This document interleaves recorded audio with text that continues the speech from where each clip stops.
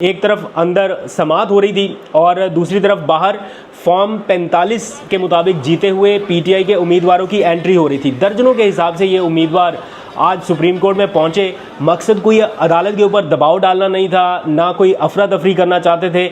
मकसद बड़ा क्लियर था कि एक ऐसा केस जिसकी समाअत हो रही है जो बराह रास्त धांधली की तहकीकात पर असरअंदाज हो सकता है। जो केस तो जो धांधली से मुतासरा फरीकैन है पीटीआई के, वो तमाम उम्मीदवार जिनमें ख़वातीन भी हैं, फिर मर्द हजरात भी मौजूद थे। तो आज एक अच्छी प्रेजेंस जो है वो देखने में आई और यकीनन इसके हवाले से कोऑर्डिनेशन हुई होगी पीटीआई के अंदर भी कि इतने हाई प्रोफाइल केस में अपनी प्रेजेंस जो है वो रखना बड़ा ज़रूरी है। तो इसका बड़ा असर रहता है आने वाले दिनों में भी।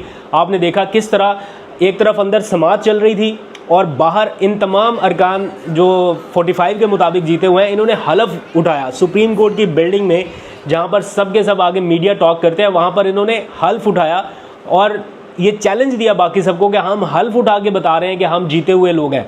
फॉर्म 45 के मुताबिक हम जीते हुए हैं और अगर कोई हमारा मुखालिफ जीता हुआ है, वो समझता है कि वो हक पे है, तो यहाँ पे आके वो भी हल्फ उठा सकता है। लेकिन ये ऑफ़र कोई एक्सेप्ट नहीं कर रहा। कोई आके आपको मीडिया के सामने भी ये कहने की ज़रूरत नहीं कर पा रहा कि मैं जीता हुआ हूँ। वो सारे ये कहते हैं हम जीते हैं, लेकिन हम फॉर्म 45 नहीं दिखाएंगे। अगर दिखाएंगे तो अदालत में दिखाएंगे। जब अदालत कहती है कि यहाँ पर दिखा दें तो कहते हैं कि जज साहब को तब्दील कर दें, ये तो हमारे खिलाफ है, ये कहीं हमारे खिलाफ ना फैसला दे दें। तो बड़ी दिलचस्प सूरत हाल है। तो प्रेजेंस आज पीटीआई के लोगों की, फॉर्म 45 वालों की बड़ी ज़बरदस्त रही। फिर जब अंदर समाअत हुई, आज इलेक्शन कमीशन को वो रिलीफ फौरी तौर पर नहीं मिल सका जिसकी वो तवक्को कर रहा था या जिसके लिए वो अदालत में आए थे काजी फायज़ ईसा की, क्योंकि सलमान अकरम राजा जो पीटीआई के वकील हैं, उन्होंने कुछ एतराज़ात उठाए थे। तो जब ये मामला चल रहा था तो काजी फायज़ ईसा साहब ने एक बड़ा दिलचस्प सवाल पूछा। उन्होंने बल्कि रिमार्क्स दिए कि इलेक्शन कमीशन को काबिल एहतराम क्यों नहीं कहते, क्या इलेक्शन कमीशन काबिल एहतराम नहीं है या उसका कोई एहतराम नहीं है।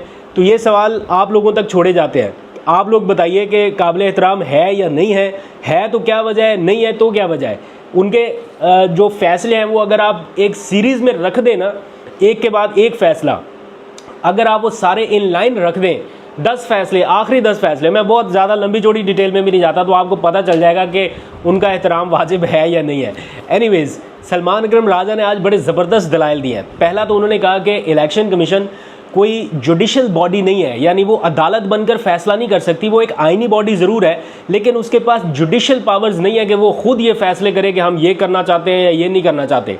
जब लाहौर हाई कोर्ट ने आपको ट्राइब्यूनल्स बनाने के लिए जजेस के नाम दे दिए थे, तो फिर 1 महीना 23 दिन तक आपने क्यों ये मामला लटकाए रखा, क्यों आपने ट्राइब्यूनल्स कायम नहीं किए। तो फिर अल्टीमेटली हाई कोर्ट ने खुद ये अनाउंस किया। अब अगर हाई कोर्ट ने ये अनाउंस कर दिया और आपको लगता है कि वो फैसला आपके खिलाफ है, आप उसे चैलेंज भी करना चाहते हैं, तो आप सीधा ही सुप्रीम कोर्ट पहुंच गए। आपको इंट्रा कोर्ट अपील फाइल करना थी, जो कि आपने नहीं की, जो कि एक मेजर एलिमेंट मिसिंग है। वरना तो इमरान खान के इतने केसेस हैं, वो सारे हाई कोर्ट के केसेस को छोड़ के डायरेक्ट सुप्रीम कोर्ट ना रजू कर लें। ये डिस्ट्रिक्ट कोर्ट वाला मामला जो है, ये क्यों डिस्ट्रिक्ट कोर्ट में अभी तक, वो डायरेक्ट हाई कोर्ट से डायरेक्ट सुप्रीम कोर्ट क्यों ना चले जाएँ।